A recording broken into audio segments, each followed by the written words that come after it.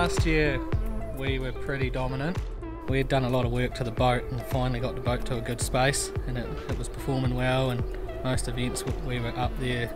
Like Greg Wilson's always been a hard guy to keep up with, and even Andrew Scott, and we were starting to be right at the top and dominating, not by much, but it doesn't take much in this class. And then coming into this year, the first race, the third leg, we had an issue and that kind of wrecked that whole weekend, but we came back a bit. And Lee's had a couple of issues the first couple of events he did, but that's getting into the sport as well. And now he's sort of taken over the dominating role, and we're taking a step back and we've got to try and catch him. And when you say we, it's not just you that's the smith in this boat, is it? No, it's my brother Scott here. He's our crew chief. A lot of people ask me why I'm not in the boat and would I like to be, and yeah, I probably would be at some stage, but it is quite an important role, and anyone that has raced or knows of races know that you need someone. You get to the top of the river, you need the trailer there in a good spot so you can get the boat on the trailer quickly, and I sort of know this boat pretty bloody well. I've done a lot of time tinkering with it, and they can sort of do their thing, especially pre-boating, and I can sort of look over it and know that it's going to be good for them for the next day, especially in a marathon. The marathon's very, very hard, not just on the two on the boat, but everyone that's a part of our crew. We've been doing a bit of preventative maintenance. We have quite a lot of cracks in this boat, which happen from just probably the fatigue of driving it on shallow waters and trying to make up a bit of time.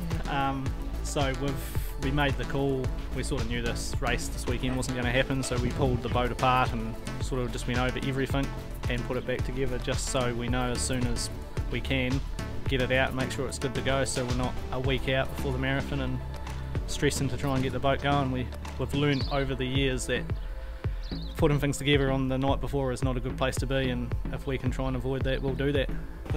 The unit has been at Triple S and had all new bearings and bushes and the shaft repaired, because we were finding every event bolts were coming loose and bog was cracking in the intake. So further investigation, we found out that the jet block, the plate that holds the grill in, it actually fully cracked, and it was only bolts holding it in, and there was only 2 bolts that weren't snapped holding it in.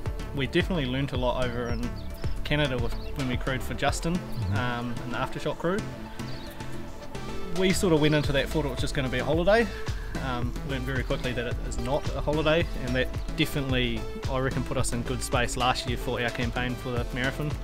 Just how much effort that you've got to put into it to sort of finish the week without issue. But yeah, definitely looking forward to this one. Hopefully it all goes like last year, but we'll wait and see. Lee Harrison is the one thing that's going to be different from this year to last year. But in saying that as well, we also had Andrew Scott in our class last year, and he had that boat dialed, and he was really hard competition, and being down on Greg's home rivers as well, he's going to be a guy to look out for as well. But it's a marathon, it's a week long, it's hard to keep these boats going, and we'll just see, there's a lot of luck that plays out in the sport. Our first marathon we did back in the Worlds in 2017, and that was a hell of a week. It was an eye-opener for us, first race ever, 48 boats I think lined up, and I think we definitely had a lot of beginners luck on our side. We started and finished every leg, had a few little issues, but we came out and I think we were 11th overall out of 48 boats. We were pretty happy with that. So going into this year, we know a lot of stuff that can go wrong, and we'll be doing our best to crack onto that before it does go wrong. Crew Chief, what advice have you got for him? Just keep it in the water, hopefully. Last year there was a lot of advice, you can't win it on day one, and he turned around and said you can lose it on day one, but I'm going to try and win it on day one, and that's what he went for last year, and that's what actually got him the head start on the other two. So as to what happens in the boat, I say out of him and Zane can sort that out, and whatever happens, happens.